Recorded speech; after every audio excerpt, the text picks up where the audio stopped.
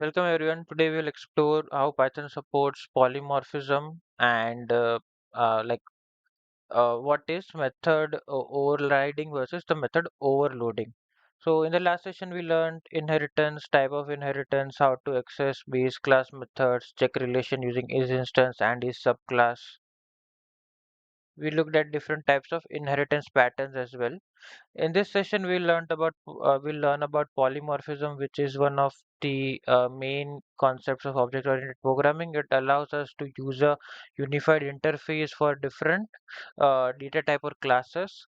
Uh, in this session, we will also understand the difference between overriding, overloading, and how overloading, though not directly supported in Python, but how we can use it indirectly via some particular argument methods.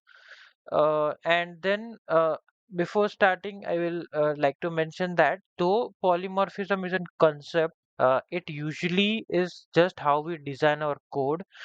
There won't be many methods or there are not any such particular functions which will help us to polymorphism. Polymorphism is just like the program's architecture that we will define. So, polymorphism simply means many forms, same method name behaves differently in different classes, and this allows for reusability.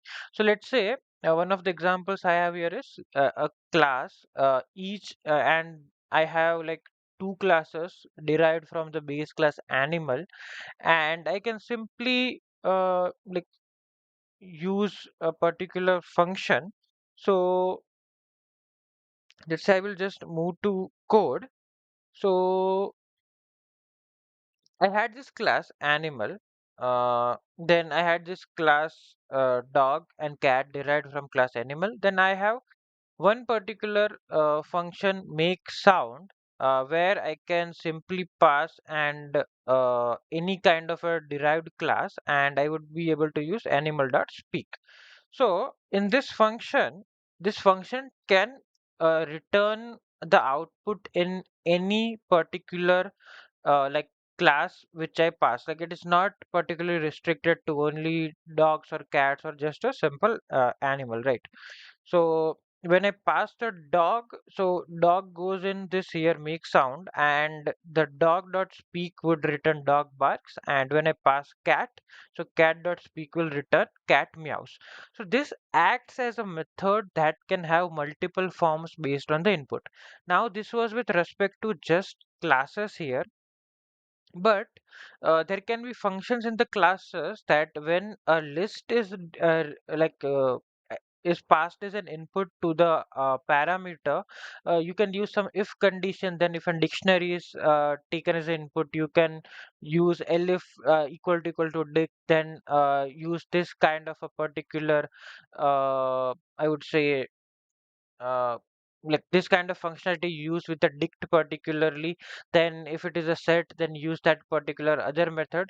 So all of this works like you just based on the architecture you defined any function that can return values based on different types of values.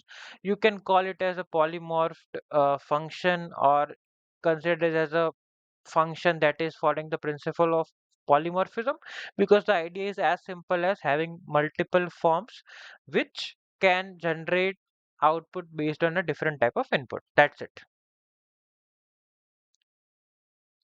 Then, as discussed, we will talk about overriding and overloading. So, overriding, we have already seen that in the child or derived class, we can just simply rewrite that function, and whenever that particular function of the derived class is used, it will always prioritize using the function of the derived class rather than the parent class.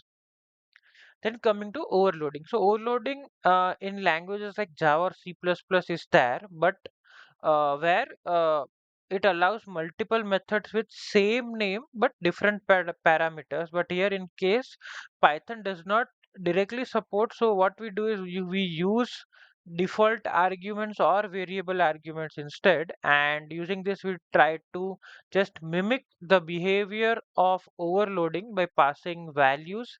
And when we pass this very values to the same function, based on the values we'll perform some kind of operation and we'll get a result. So this result will be based on the type of data, how many number of data I passed, based on some kind of a condition. So this will also fall under the category of polymorphism because it can have multiple outputs. So in this session, we explored polymorphism and its purpose, how it doesn't exactly have any kind of a function. It just have a meaning to it, and the way you define the code, if it falls under that meaning, then that is following polymorphism. And we also saw method overriding and overloading, how overloading is not directly available in Python, but how we can just mimic its behavior. In the next session, we'll learn how Python supports abstraction. We will define abstract base classes with ABC module, and we'll also see how abstract works as blueprint in the subclasses. So yes, thank you for joining today's session. Let's meet in the next session. Have a nice day.